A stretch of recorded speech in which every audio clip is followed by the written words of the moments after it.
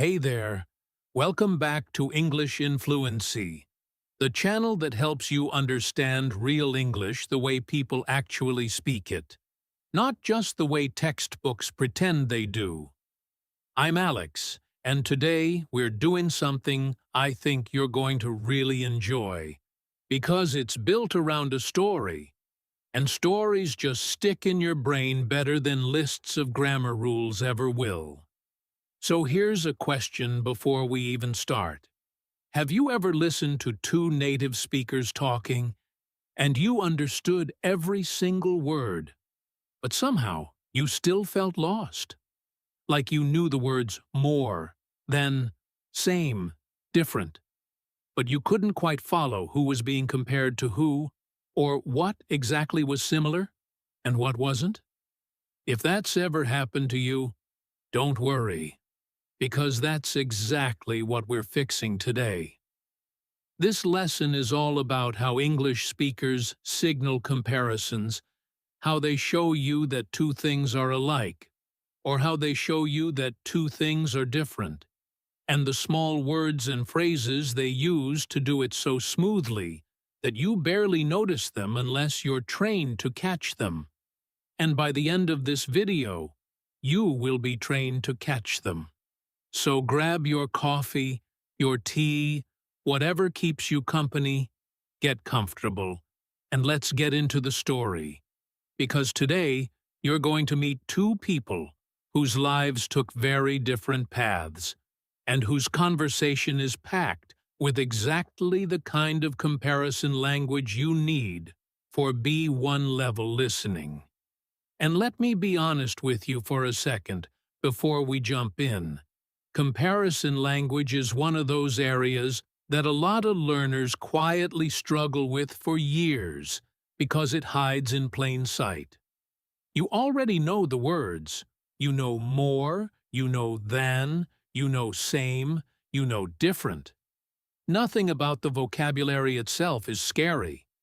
But the way these small words combine, shift position, and change meaning depending on context, that's where things get tricky, and honestly, that's where most textbooks let you down, because they teach you the rule in isolation, one flashcard at a time, instead of showing you how it actually sounds when real people, with real emotions, use it in a real conversation.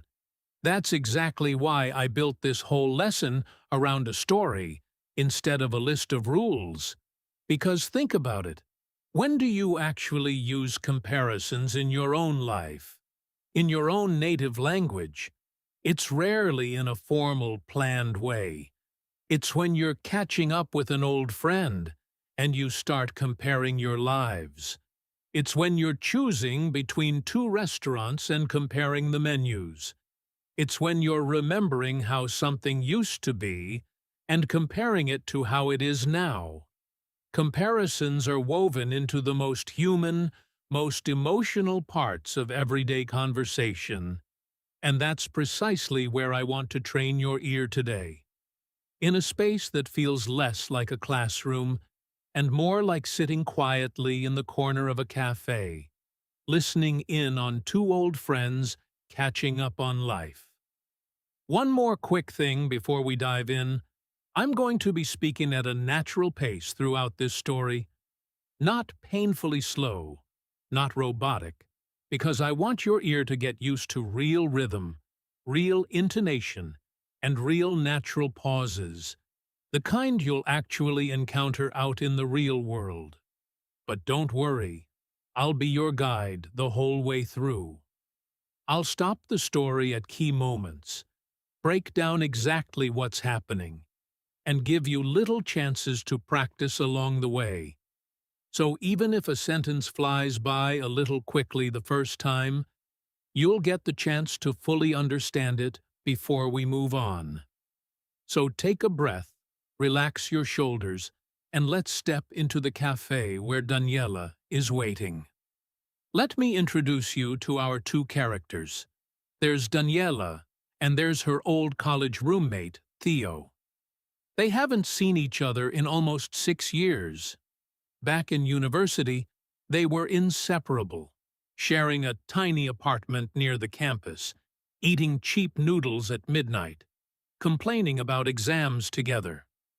But after graduation, life pulled them in two completely different directions. Daniela stayed in their hometown, a quiet coastal town called Belmar, and built a simple, steady life there. Theo, on the other hand, packed 2 suitcases and moved to a huge, loud, fast-moving city called Riverton, chasing a career in finance. Today, they're meeting again for the first time in years, sitting across from each other at a small cafe, and as you'll hear, their conversation naturally turns into one comparison after another. Because that's just what happens when two old friends catch up after a long time apart. You start comparing everything, don't you? Your job now compared to your job then. Your city now compared to the city you grew up in. Your life now compared to the life you imagined you'd have. So keep your ears open, because I'm going to pause the story every so often to point out exactly which words are doing the comparing. And I'll ask you a few quick questions along the way, too, just to check that you're really following the meaning and not just hearing the sounds. All right, here we go. Daniela arrives at the cafe first and finds a table by the window. A few minutes later, the door opens and there's Theo, looking a little more tired than she remembers, but with the same warm smile. "Daniela," he says, and pulls her into a quick hug.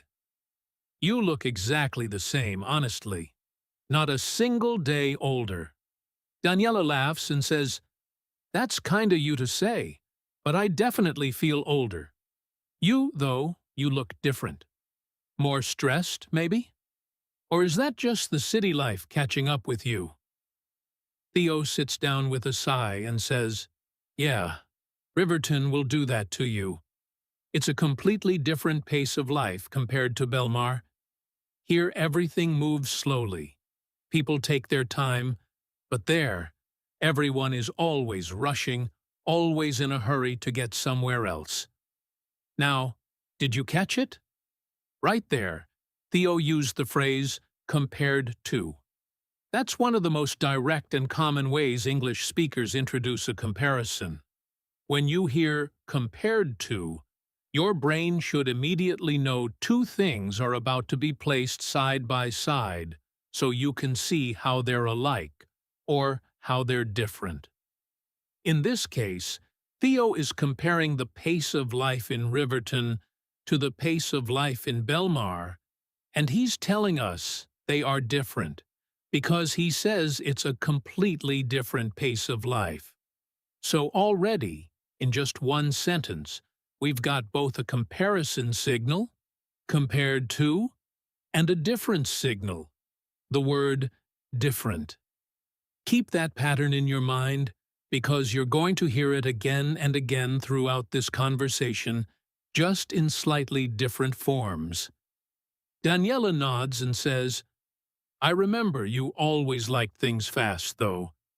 Even back in university, you used to walk faster than everyone else, remember? I could never keep up with you." Theo laughs. "That's true. I guess Riverton just matches my natural speed better than Belmar ever did." Daniela smiles and picks up her coffee. "Well, I'm the opposite. I've gotten slower, if anything. Life here in Belmar is calm, and honestly, I like it that way. It's nothing like the chaos you're describing." Let's pause here for a second, because there's a really useful pattern in what Daniela just said. She used the phrase, "nothing like," as in, it's nothing like the chaos you're describing. When someone says something is nothing like something else, they are making a very strong statement of difference. It's actually stronger than just saying different from. If I say my new phone is different from my old phone, that's a normal, simple comparison. But if I say my new phone is nothing like my old phone, I'm really emphasizing just how big that difference is. So keep an ear out for phrases like nothing like, completely different from, or totally unlike, because these are all ways speakers add extra emotional weight to a comparison of difference. Theo takes a sip of his drink and looks around the cafe. Honestly, this place is so peaceful. It reminds me of the little coffee shop we used to go to near campus, the one with the cracked blue tiles on the floor. Daniela's face lights up. Oh my gosh, you remember that place? I think about it sometimes. This cafe isn't exactly the same as that one, but it has a similar feeling, don't you think? Same kind of quiet energy. Theo agrees. Yeah, definitely similar. Not identical, but close enough to bring back the memories. Here's another important pattern for you. Notice how Daniela said, isn't exactly the same as, and then followed it up with similar. These are comparison words that signal likeness rather than difference. When you hear words like same as, similar to, just like, just as, or identical to, your brain should understand that the speaker is pointing out how two things are alike, not how they're different. And notice something else, too. Something really natural about how English speakers talk. They rarely just say things are completely the same or completely different. Real conversation is full of small adjustments, like isn't exactly the same, but similar, or not identical, but close enough. This is very true to life, because real comparisons are rarely black and white. So when you're listening for comparison language, don't just listen for the big obvious words. Listen for these little softening phrases too, because they carry a lot of meaning. Let's continue the story. Theo leans back in his chair and asks, so tell me honestly, are you happier here than I am in Riverton? Because from where I'm sitting, your life looks a lot calmer than mine. Daniela thinks for a moment before answering. I don't know if I'd say happier exactly. I think our lives are just different, not necessarily better or worse. You get excitement and opportunity in Riverton, things I don't really have access to here. But I get peace and quiet. And I get to be close to my family, which you don't have in the city. Theo nods slowly. That's a fair point. I guess it's less about which life is better, and more about which trade-offs you're willing to accept. This next part is really important for your listening skills, so pay close attention. Theo asked, are you happier here than I am in Riverton? This is what we call a comparative structure using than. In English, when we want to compare two things directly and show that one has more or less of a certain quality, we often use an adjective plus than. For example, happier than, calmer than, busier than, more stressful than, less peaceful than. This little word than is doing a huge job in the sentence. It's the bridge that connects the two things being compared. So anytime you hear an adjective, especially one ending in followed immediately by the word than, you should know right away that a direct comparison is happening, and you should be listening carefully to figure out exactly what two things or people are being compared. Let's keep listening to Daniela and Theo, because their conversation is about to shift toward talking about their old friend group, and you'll hear even more comparison patterns come up naturally. Daniela asks, do you ever hear from Marcus or Priya anymore? Theo's face brightens. Actually, yes. Marcus is doing incredibly well. He started his own business 2 years ago, and it's growing faster than he ever expected. Priya, though, she's had a rougher time. Her job situation isn't nearly as stable as Marcus's, unfortunately. She's switched companies 3 times in the last 2 years. Notice the phrase, growing faster than he ever expected. Here, Theo is comparing the current speed of growth to Marcus's own past expectations, which is a nice example of how comparisons don't always involve two separate people. Sometimes we compare something to our own expectations, our own past, or our own imagination of how things would turn out. And then, notice, isn't nearly as stable as Marcus's. This is another really common comparison pattern in English, as, usually appearing in the negative form, not as, or here, isn't nearly as. This structure is used to show that one thing does not reach the same level as another thing in some quality. So, Priya's job situation isn't nearly as stable as Marcus's, means Marcus's job situation is much more stable, and Priya's is significantly less stable. The word nearly adds even more emphasis, showing that the gap between them is quite large, not just a small difference. Let's pause the story again for a quick practice moment, just so you can check your understanding so far. Based on what Theo said, is Priya's career currently more stable or less stable than Marcus's career? Think about it for a second before I give you the answer. If you said less stable, you're exactly right, because remember, Theo said her job situation isn't nearly as stable as Marcus's, which means Marcus has more job stability, and Priya has less. Good job if you got that right. And if you didn't, that's totally fine too. Just try listening to that part again in your head, because repetition really is the secret weapon for improving your listening comprehension. Now let's go back to Daniela and Theo, because their conversation is about to become a little more personal and emotional, which is often when people naturally use the most comparison language, because they're comparing their current selves to their past selves, their expectations to their reality. Daniela asks softly, "Can I ask you something? Is your life in Riverton actually what you imagined it would be, back when we were students dreaming about the future?" Theo goes quiet for a moment, staring into his cup. "Honestly? Not really. I thought I'd feel more successful by now. I thought success would feel bigger, somehow. More satisfying than it actually does. The reality is a lot less glamorous than the dream was." Daniela reaches over and touches his hand gently. "I think that happens to almost everyone, Theo.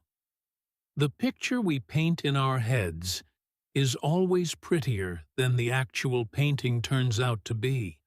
This is such a beautiful, natural moment in the conversation. And it's also loaded with comparison language, so let's break it down together." Theo said, "I thought success would feel bigger, somehow, more satisfying than it actually does." Here we've got two comparative adjectives in a row, bigger and more satisfying, both connected to the idea of expectation versus reality, using the word than. Then he says, "The reality is a lot less glamorous than the dream was." Here's that less than structure again, showing that reality falls below the dream in terms of glamour. And then Daniela responds with a lovely little metaphor, using comparison language too. The picture we paint in our heads is always prettier than the actual painting turns out to be. Prettier than, another comparative adjective plus than. Do you see how naturally this pattern repeats throughout real conversation? It's not something people plan out.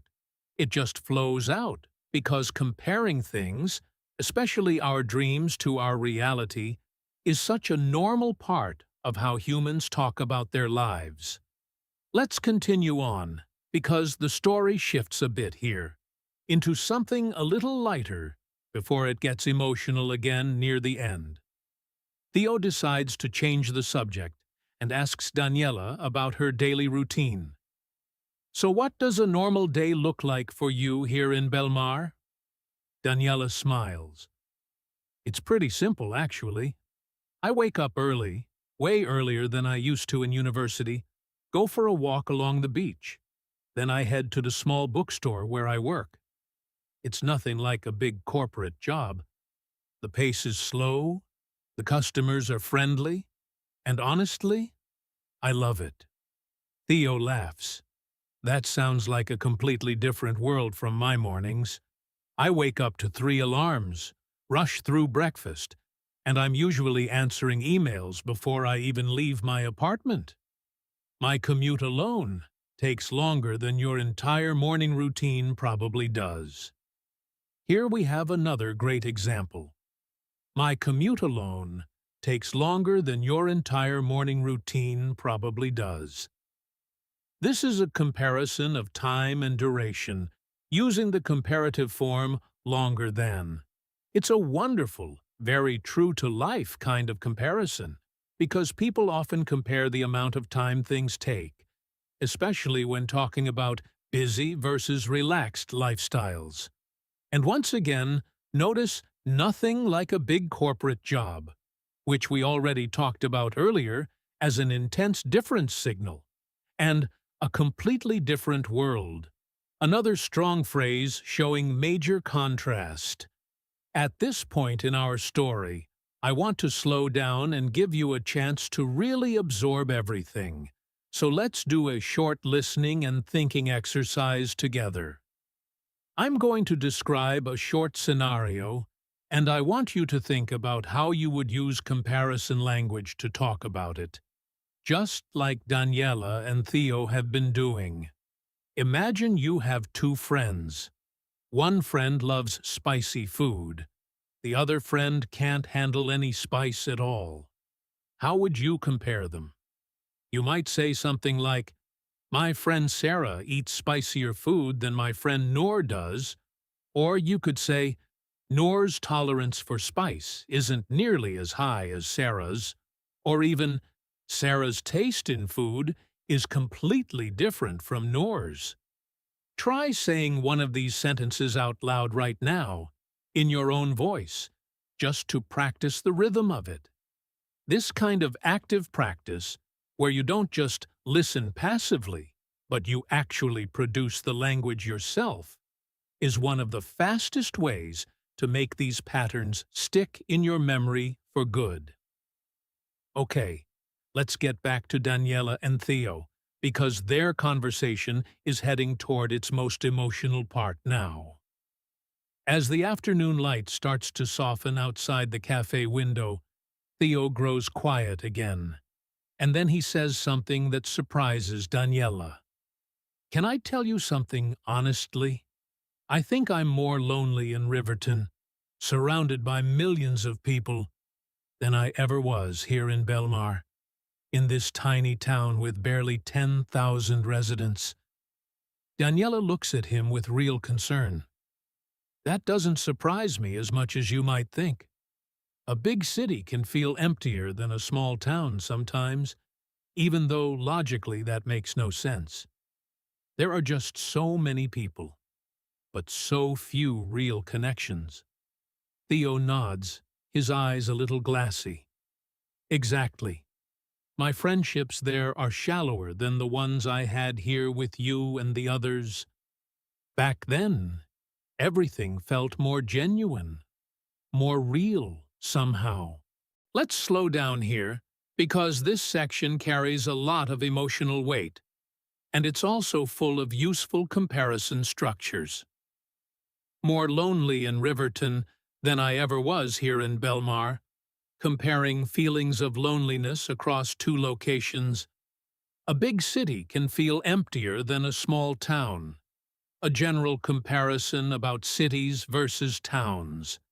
My friendships there are shallower than the ones I had here, comparing the depth or quality of relationships. Notice the emotional adjectives being used in comparative form: lonelier, emptier, shallower, more genuine, more real. This shows you something really important about how comparisons work in natural English. They're not just about size, speed, or price. They're often about feelings, relationships, and experiences too.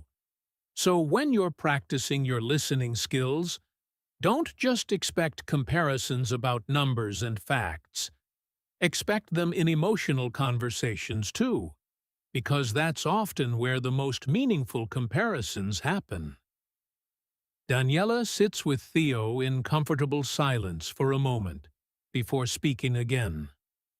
You know, I think you're allowed to miss this version of your life, the slower version, without it meaning that your other life is a failure. Two things can both be true, Theo. Riverton can be a bigger opportunity, and Belmar can be a deeper comfort. It doesn't have to be a competition between the two. Theo looks at her, and for the first time since he arrived, he seems to really relax. That's probably the wisest thing anyone has said to me in a long time. I've been treating it like a competition, like I have to prove that my choice was the better one. But maybe it was never really about better or worse at all. Here Daniela uses bigger opportunity and deeper comfort, two comparative expressions used side by side, not to say one is superior to the other, but to show that different things offer different value. This is actually a more advanced, more mature way of using comparison language, one you'll hear a lot in emotional or reflective conversations.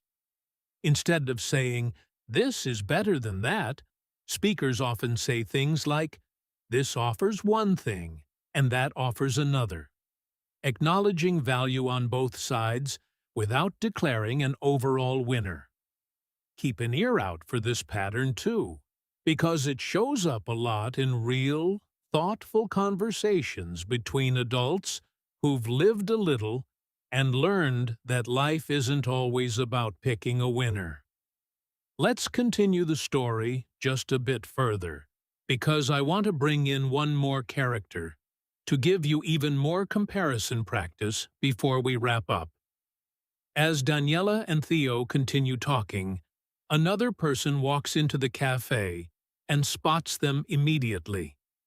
It's their old friend Priya, the one they mentioned earlier. "I don't believe it," Priya says, walking over with a huge grin. "Two of my favorite people in the same place at the same time. This must be some kind of miracle." She pulls up a chair and joins them. Theo laughs and says, "Priya, you look so much healthier than the last time I saw you. Whatever you're doing, keep doing it." Priya smiles. "I finally left that awful company I was working for. Best decision I've made in years. My new job is way less stressful than the last one, and my new boss actually treats people like human beings, unlike my last boss, who treated everyone like machines." Daniela raises an eyebrow. "That bad, huh?" Priya nods firmly. "Worse than you can imagine. But things are better now. Genuinely better. Not just slightly better, but night and day better. Here's a fun one for you. Night and day better. This is an idiomatic expression, meaning the difference between two things is enormous, as different as night is from day. It's a colorful, natural way that English speakers express extreme contrast, and it's a great phrase to add to your own vocabulary if you want to sound more natural when you speak. Also notice way less stressful, where way is used informally to add strong emphasis, similar to saying much less stressful, but more casual and more common in spoken English. And of course, Unlike my last boss, which is a direct, simple way of introducing a difference, using the word unlike right before the thing being contrasted. The three old friends continue talking for a long while, and their conversation naturally drifts through more comparisons, more memories, and more laughter. Priya turns to Daniela and asks, "So has Belmar changed much since we were kids? Or is it still exactly the way we remember it?" Daniela thinks about it. Some things are the same as always, like the old lighthouse and the fish market. But other things are really different now. There's a new shopping center that definitely wasn't here before, and the population has grown quite a bit, too.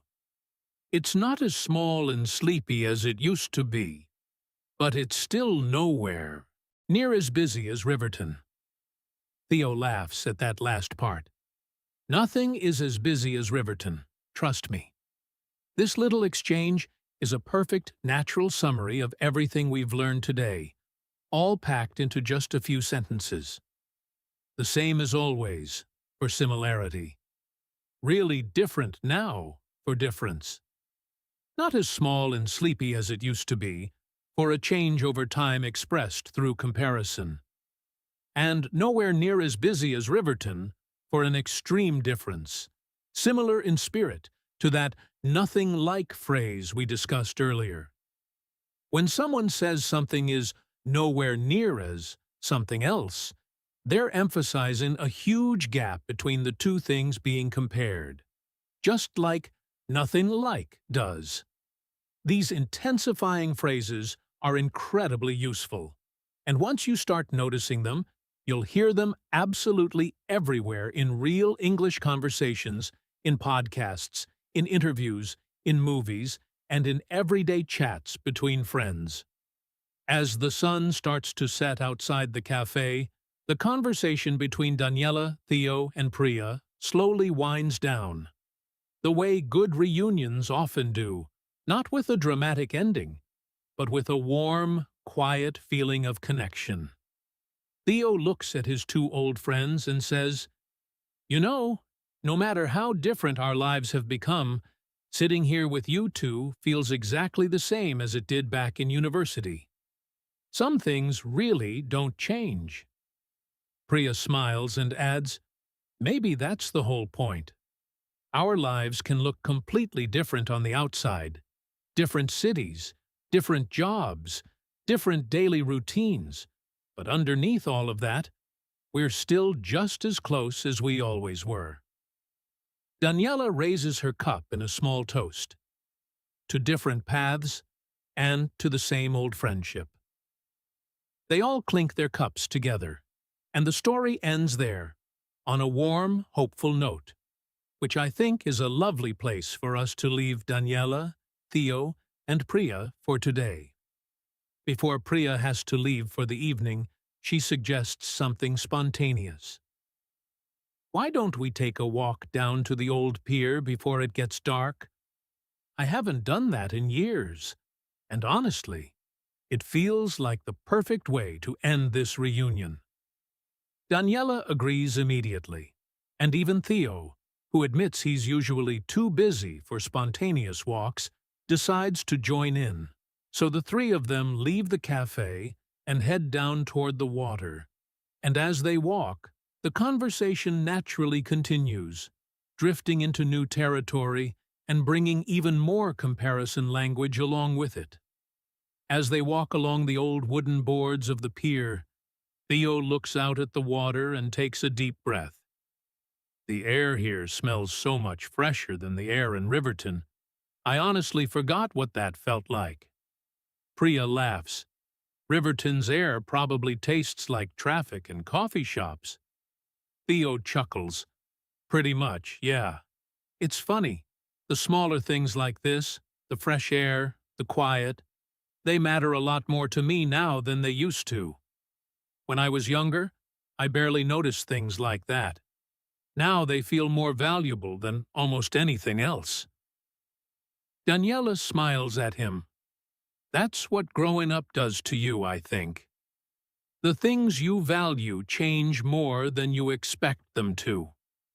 Notice how naturally the comparisons keep coming here, even in a simple conversation about the weather and the air.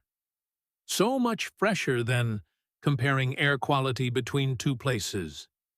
Matter a lot more to me now than they used to. Comparing present values to past values. Change more than you expect them to. Another comparison involving expectation versus reality, a theme that keeps repeating throughout this whole story. Because honestly, that's just how real people talk when they're reflecting on their lives, especially with old friends who knew them before they became who they are today. As they continue walking, they pass an old bench, and Priya points to it. Do you two remember this bench? We used to sit here for hours after exams, complaining about how impossible everything was. Theo laughs loudly. How could I forget? I think we spent more time complaining on this bench than we spent actually studying for those exams. Daniela sits down on it, testing whether it still feels the same. It's smaller than I remember, she says, laughing. Or maybe we were just smaller back then. Priya sits beside her. Everything looks bigger when you're young, and everything looks smaller once you've grown up a little. Funny how that works. Here's another simple but very natural comparison. Smaller than I remember. This is a great example of comparing something in the present to a memory of the past, and it's an incredibly common way people talk about revisiting old places. You'll hear phrases like this constantly if you ever listen to people describing their childhood home, their old school, or their old neighborhood. It's smaller than I remember. It's not as big as it used to be. Everything looks different now compared to how it looked back then. These are all extremely useful, natural expressions, and now you have 3 solid examples of that exact pattern from just this one short scene alone. They continue their walk until they reach the very end of the pier, where the view opens up to the wide, calm ocean, glowing gold and pink from the setting sun. For a while, none of them say anything at all. They just stand there together, taking it in. Then Theo breaks the silence. You know, this view is more beautiful than anything I've seen in Riverton, and Riverton has some pretty impressive skyscrapers, trust me. Priya nods in agreement. Nature usually wins that competition, doesn't it? No skyscraper is ever quite as calming as an ocean sunset. Daniela adds softly, I think that's part of why I never left. This feeling right here, it's worth more to me than any promotion or big salary could ever be. There's something beautiful happening in this section, because the comparisons have shifted from being playful and casual to being genuinely meaningful. More beautiful than anything I have seen. No skyscraper is ever quite as calming as worth more to me than any promotion. These aren't just grammar patterns anymore. They're expressions of real values, real priorities, and real emotion, which is exactly the kind of comparison language you'll hear in the most memorable, most human conversations you'll ever listen to in English. Comparisons aren't just about grammar. They're about what people care about. And once you start noticing that connection, this kind of language becomes so much easier to remember because it's attached to real feeling, not just abstract rules. As the sky grows darker, Priya checks her phone and sighs. I hate to say this, but I should probably head home soon. Early morning tomorrow. Theo checks his own phone too and groans. Same here, unfortunately. My flight back to Riverton leaves early, Earlier than I would like, that's for sure. Daniela looks a little sad, but smiles anyway. Well, this was better than I could have imagined, honestly. I wasn't expecting today to turn into such a full, wonderful afternoon. Priya agrees. It was more special than any of us probably planned for. Let's not wait another 6 years before we do this again, okay? Theo nods firmly. Agreed. Next time, less waiting, more reunions. Even here, right at the emotional close of their time together, the comparisons keep flowing naturally. Earlier than I would like. Better than I could have imagined. More special than any of us probably planned for. And even that final playful line, less waiting, more reunions, which uses comparative structures in a short, punchy, almost poetic way. This is a great reminder that comparison language isn't only found in long, complicated sentences.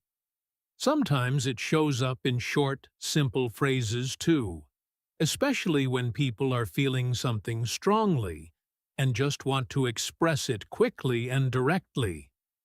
Before they go their separate ways, standing together at the entrance to the pier, Theo pulls both Daniela and Priya into a group hug. I mean it, he says. Let's actually keep in touch this time. Not just messages here and there, but real conversations, real visits, more than we've been doing. Daniela squeezes his arm. I'd like that a lot more than you probably realize. Priya adds, laughing through what might be the beginning of a few happy tears. Careful, or I'm going to cry. And crying in public is way more embarrassing than anything else that happened today. They all laugh together, share one more round of hugs, and then slowly head off in their separate directions, back to their separate lives, but carrying something a little warmer, a little fuller, than they had before this reunion began. Let's take a short break from the story here and do a bit more focused practice, because I want to make sure this comparison language really sinks in deep before we wrap up the lesson entirely. I'm going to give you a few short, simple scenarios, and I want you to pause the video after each one and try to build your own sentence using a comparison structure, just like the ones Daniela, Theo, and Priya used throughout their conversation today. Here's the first one. Imagine two restaurants. One is expensive and fancy. The other is cheap and casual. How would you compare them using English? You might say something like, the fancy restaurant is more expensive than the casual one. But honestly, I enjoy the casual one just as much. Try building your own version of that sentence right now, using your own restaurant examples if you like. Here's a second scenario for you. Imagine 2 seasons, summer and winter, in the place where you live. How are they different, and how, if at all, are they similar? You might say, summer is much hotter than winter, obviously, but both seasons bring their own kind of beauty, just in different ways. Try saying your own comparison about summer and winter out loud, using at least one comparative adjective plus than, and, if you can, try adding a phrase like just as, similar to, or unlike as well, just to combine a few of today's patterns together into one confident sentence. And here's one final scenario, a little closer to the heart of today's story. Think about your own life right now compared to your life 5 or 10 years ago.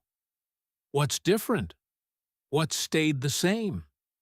Try to build 2 or 3 sentences about this using different comparison structures for each one. For example, you might say something like, my daily routine is completely different from what it used to be, but my love for learning new things is just as strong as it always was.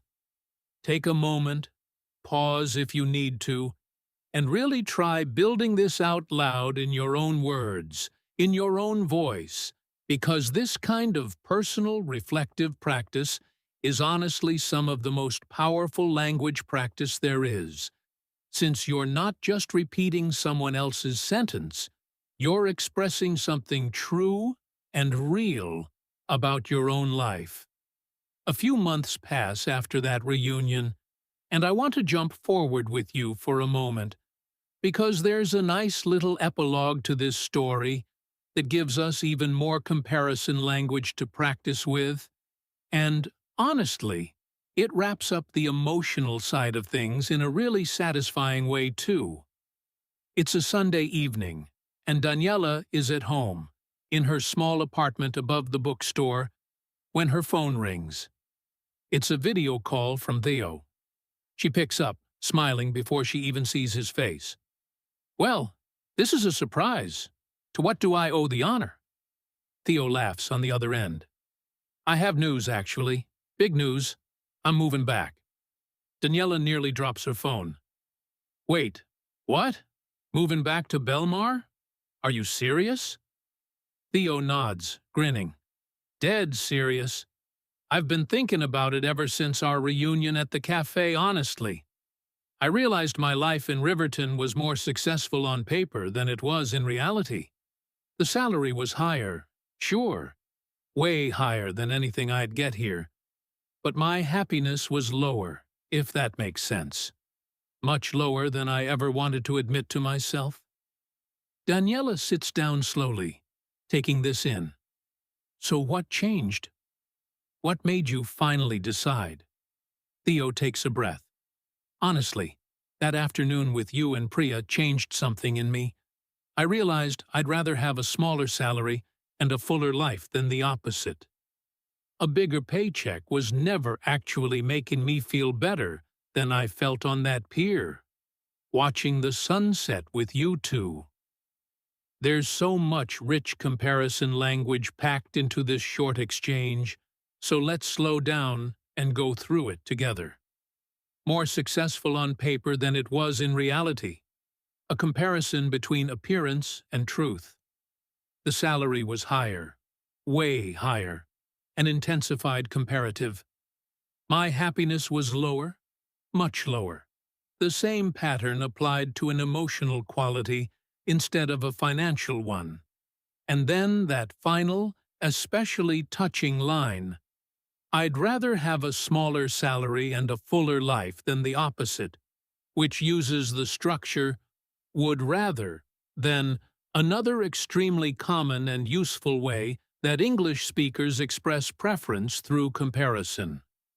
When you hear, "I would rather do this than that," or simply, "I'd rather this than that," you're hearing someone directly comparing two choices and telling you clearly which one they prefer. This is a slightly different flavor of comparison language than what we've covered so far, because it's less about describing facts and more about expressing personal preference, but it's every bit as common in real English conversation, especially when people are talking about big life decisions, just like Theo is here. Daniela, still a little stunned, asks him, "But what about your career? Won't moving back set you back professionally? Belmar doesn't exactly have a booming finance industry, Theo." Theo laughs. "No, it definitely doesn't. You're right about that. My job opportunities here will be far more limited than they were in Riverton. There's no denying that. But I've actually found a remote position with a company that lets me work from anywhere, and the pay is lower than what I was making before. Noticeably lower, but it's more than enough for the kind of life I actually want to live now.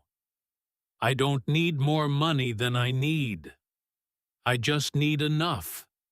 And Belmar gives me everything else that money never could." Notice again how naturally the comparisons keep weaving through his explanation. Far more limited than Lower than what I was making before, noticeably lower. And that lovely little twist at the end. I don't need more money than I need, which almost sounds like a riddle. But really, it's just a clever, very human way of saying that his priorities have shifted away from simply maximizing income. This is honestly one of my favorite things about paying close attention to comparison language in real conversations, because you start to notice how people use these structures not just to describe the world around them, but to explain their values, their choices, and the reasons behind the biggest decisions of their lives. Daniela, tearing up a little now, says, "I'm so happy, Theo. Genuinely happier than you probably realize right now. It's going to be so nice having you nearby again, actually nearby, not just a phone call away." Theo smiles warmly. Same here. I've missed being around people who knew me before I turned into whoever I became in that city. You and Priya keep me more grounded than anyone else in my life ever has. They talk for a while longer, making loose plans for his move, and by the time they hang up, both of them feel lighter, warmer, closer than they have in a very long time. Let's take a short pause here and do one more round of quick, focused listening practice, this time using a completely different mini-scenario, just to give your ears a bit more variety before we finish the lesson. Imagine two new characters for a moment, a young man named Farid and his younger sister, Layla. They're talking about their upcoming university choices. Farid says, "I think the university in the capital is a stronger choice than the one in our hometown, academically speaking. The professors there are more experienced, and honestly, the facilities are far more modern too." Layla disagrees. "Maybe academically, sure, but the cost of living there is so much higher than here. Way higher, actually. And I'd be far lonelier there than I would be staying close to our family." Farid considers this. "That's fair. I guess it's not really about which choice is objectively better. It's about which trade-offs feel more acceptable to each of us personally." Did you catch all the comparison structures in that short exchange? Let's go through them quickly together. A stronger choice, then more experienced, far more modern. These are all comparing the two universities directly on their academic strengths. Then Layla flips the comparison toward cost and emotional well-being. So much higher than here, way higher. And far lonelier there than I would be staying close to our family. And finally, Farid's closing thought echoes something we heard earlier in Daniela and Theo's story too. The idea that comparisons aren't always about finding a clear winner, but about weighing different trade-offs that matter differently to different people. I included this short bonus dialogue with brand new characters specifically so you could practice recognizing these patterns in a completely fresh context, away from Daniela, Theo, and Priya, because real listening skill means being able to catch these patterns no matter who's speaking or what topic they're discussing. Here's one more mini practice dialogue for you, just to round things out nicely. Picture two co-workers, Nadia and Oscar, chatting during their lunch break about the two apartments they're each considering renting.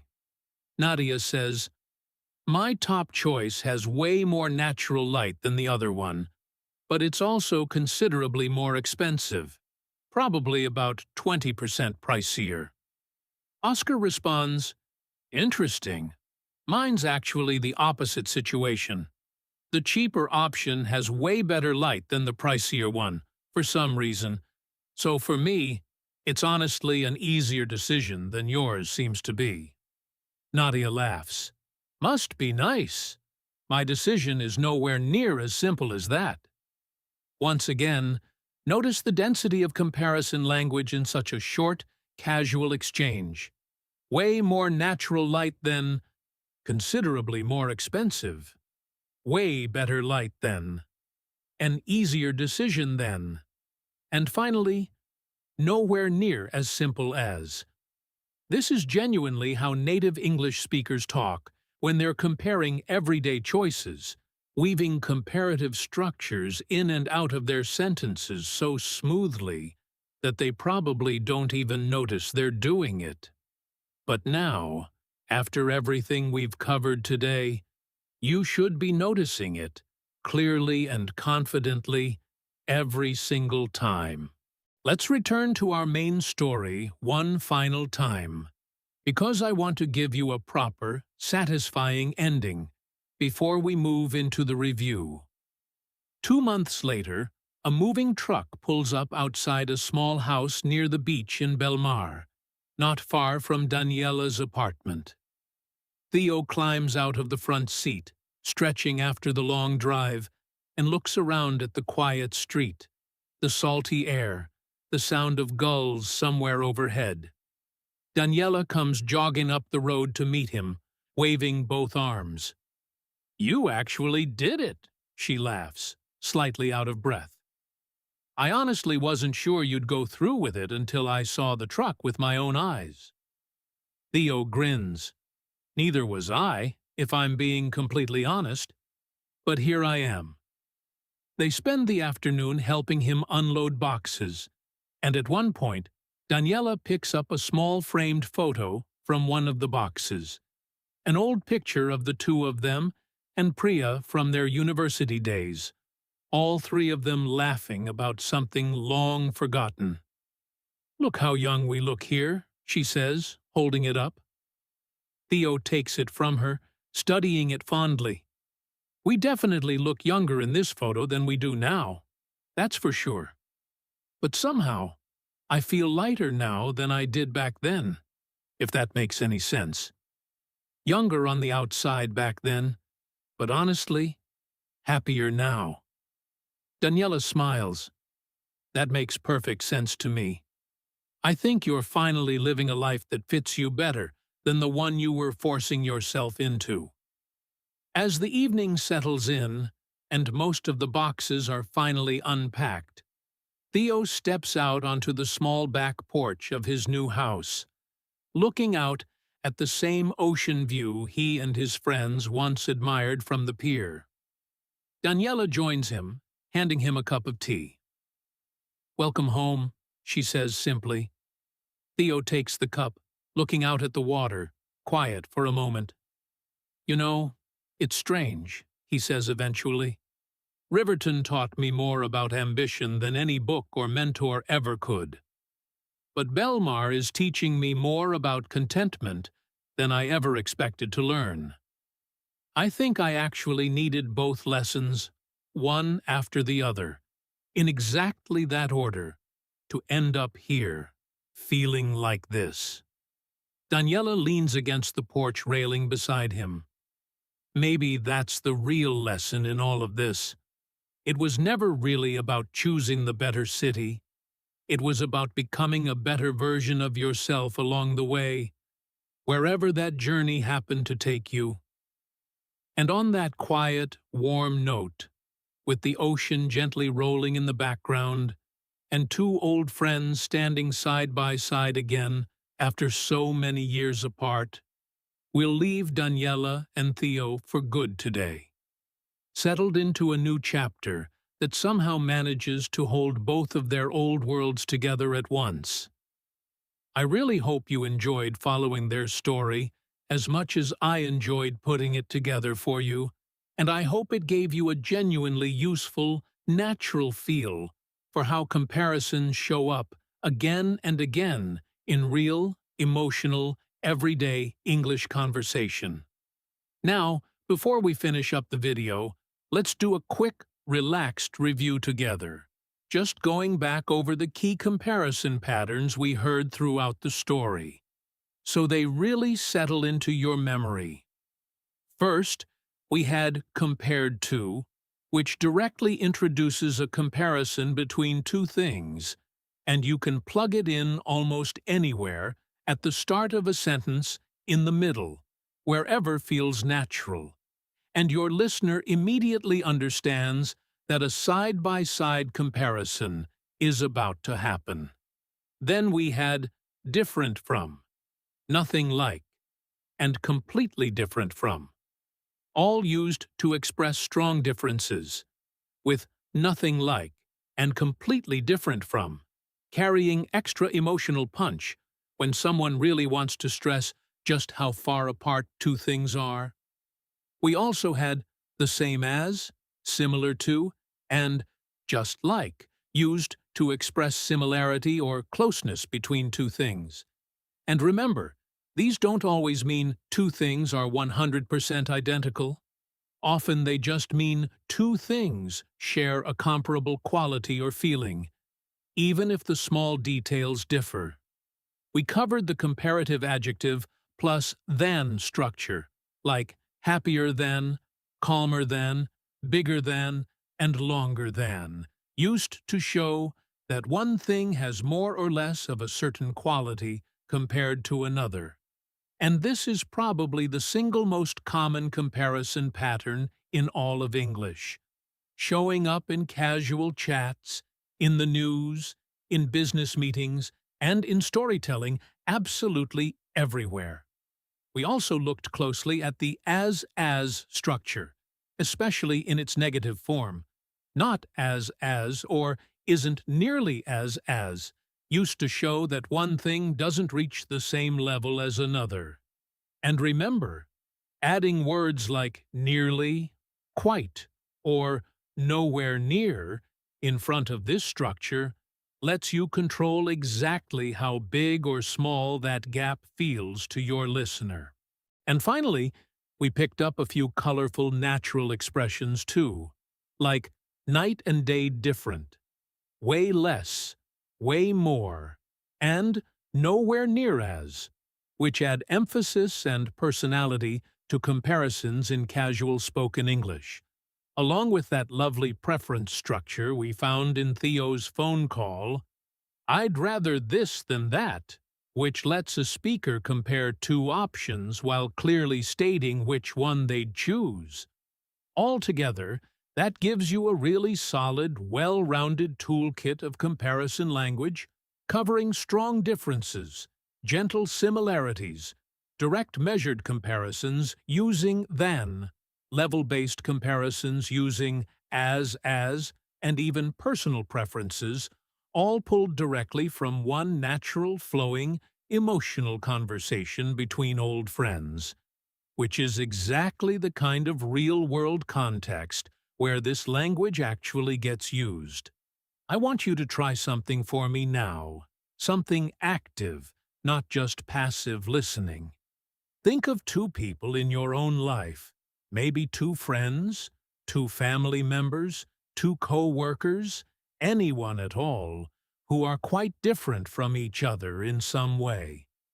Now, try to describe them out loud, in English, using at least three of the comparison patterns we just reviewed. For example, you might say, "My sister is more organized than I am, but I'm more relaxed than she is.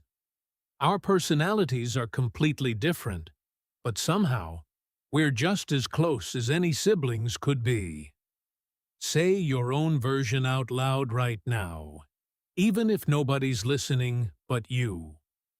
Speaking these patterns yourself, using your own real examples, is honestly one of the most powerful ways to move this kind of language from something you just recognize when you hear it into something you can actually use naturally yourself, without even having to think about it. If you followed the whole story today, and you understood most of it without needing to pause or rewind too many times, that's a fantastic sign that your B1 listening skills are getting stronger, and you should genuinely feel proud of that progress, because understanding natural, flowing conversation, full of emotion and personality, is so much harder than understanding a slow, robotic textbook recording, and you just did it. And if you did need to pause and rewind a few times, that's completely okay too. That's not a failure at all.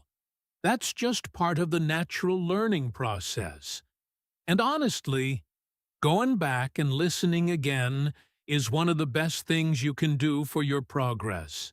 So don't ever feel discouraged about needing a little repetition. Before you go, I want to ask you a question, and I'd genuinely love for you to answer it down in the comments below. Who reminds you more of yourself, Daniela, with her calm, simple life in Belmar, or Theo, with his fast-paced, ambitious life in Riverton? Or maybe you see a little of both of them in yourself, just like Priya seemed to find her own path somewhere in between.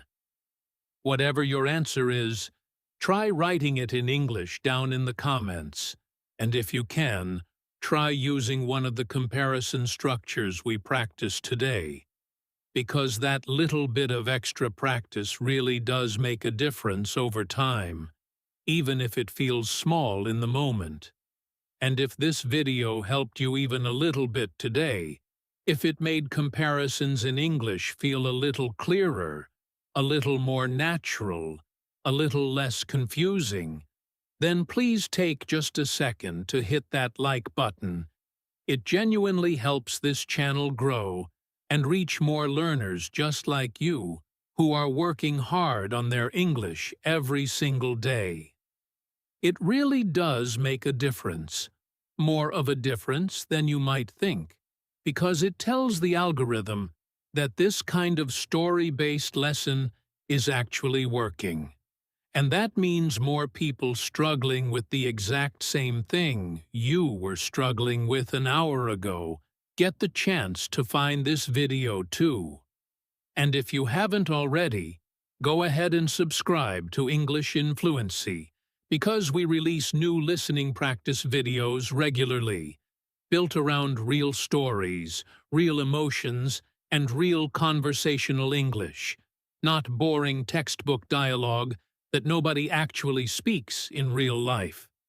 Every episode focuses on a different piece of natural spoken English, sometimes grammar patterns like the comparisons we covered today, sometimes useful phrases, sometimes just the small connecting words that native speakers use without even thinking about it.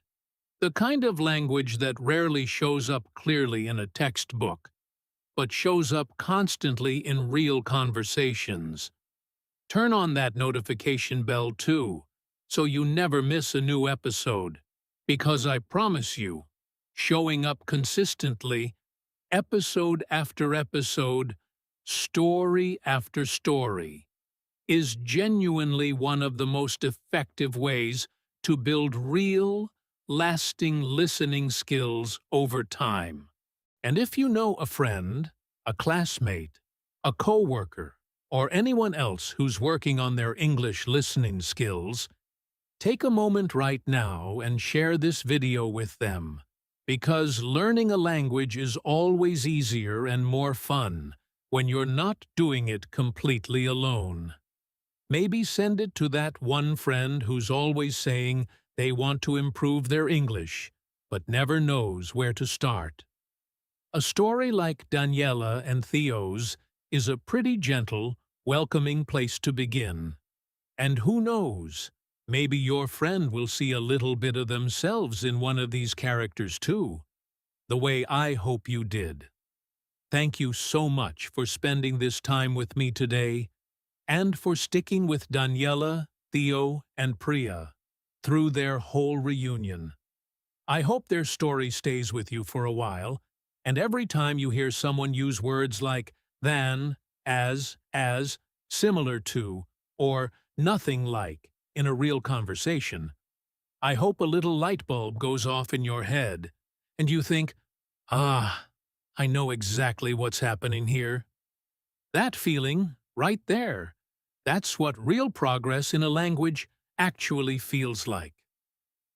I'm Alex. This has been English in Fluency, and I will see you in the very next lesson. Take care, keep listening, keep practicing, and I promise, it really does get easier the more you show up for yourself like this. Bye for now.